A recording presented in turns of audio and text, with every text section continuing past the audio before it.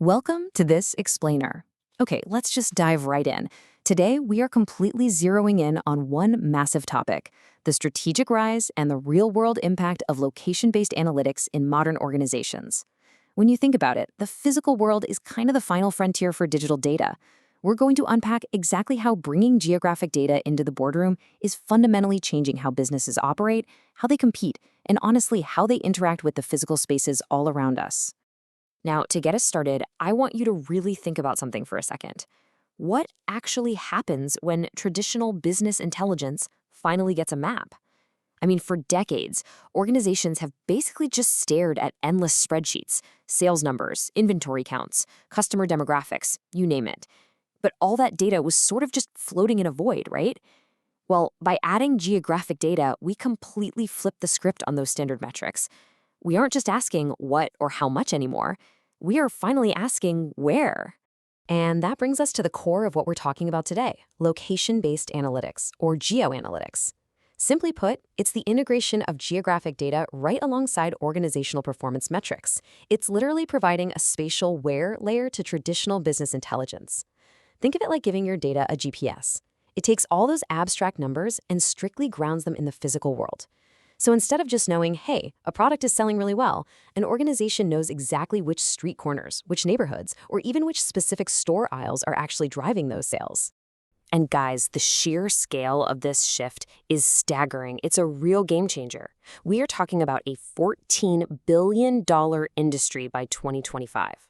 Just to put that into perspective, based on our source data, the geoanalytics sector is projected to surge from $8.1 billion in 2020 straight up to that massive $14 billion mark in just 5 years. That is huge. This isn't just some niche tech tool. It's a foundational shift in how enterprise software works.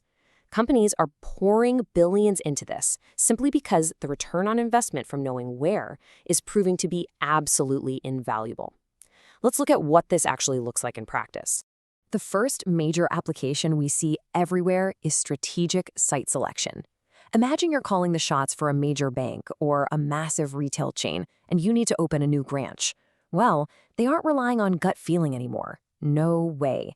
Instead, they're layering demographic data, tracking exact foot traffic patterns, and mapping out exactly where their competitors are. By stacking all of these data layers together like a giant puzzle, they can pinpoint the absolute optimal locations. They can actually predict the profit potential of a new site based on localized demand before a single brick is even laid. It literally shifts site selection from a total guessing game into an exact science. Now, there's a fascinating contrast here between saving money on the inside and making money on the outside. On the operations side, picture a massive hospital using real-time tracking to minimize losing expensive medical equipment. Or a logistics company optimizing their delivery routes to achieve massive fuel savings and cut down travel time. That is incredible internal ROI. But then on the external side, we have hyper-targeted marketing. Businesses are literally using geofencing to trigger real-time mobile promotions the second a shopper crosses a specific geographic boundary. You're reaching customers exactly when they are physically positioned to buy. It's just an incredibly powerful combination of saving cash on the back end and driving sales on the front end. And get this, the tracking doesn't magically stop at the store entrance or the delivery truck. Inside corporate offices and on bustling factory floors, organizations are mapping out spatial heat zones. Imagine having a bird's-eye view of a busy manufacturing plant and systematically seeing exactly where physical bottlenecks are happening, just based on the concentration of employee movement. By tracking movement histories and managing workloads spatially, managers can actually reorganize the physical environment itself to maximize workflow and efficiency. All right, but we need to pivot for a second. Adding this where layer brings some pretty profound complications. The extreme granularity of this location data introduces severe risks and ethical hurdles for these organizations. Tracking physical movement is vastly different from tracking website clicks, right? It touches on the physical reality of actual human beings, and we really need to understand the serious boundaries that are currently being tested. Because there are massive hurdles here. First off, de-identification risks. Even if an organization tries to anonymize the data, continuous movement patterns are so uniquely personal that they can often be used to re-identify individuals anyway. Second, there's a heavy psychological toll on employees. While tracking movements might optimize a factory floor, let's be real. Intense workplace monitoring breeds psychological stress and deep distrust if workers feel like they're constantly being watched without any clear benefit to them. And finally, there is the rigid framework of regulatory compliance. Organizations are legally bound by regional laws like the GDPR in Europe or the CCPA in California. These laws mandate transparency, meaning all this tracking must strictly be opt-in only.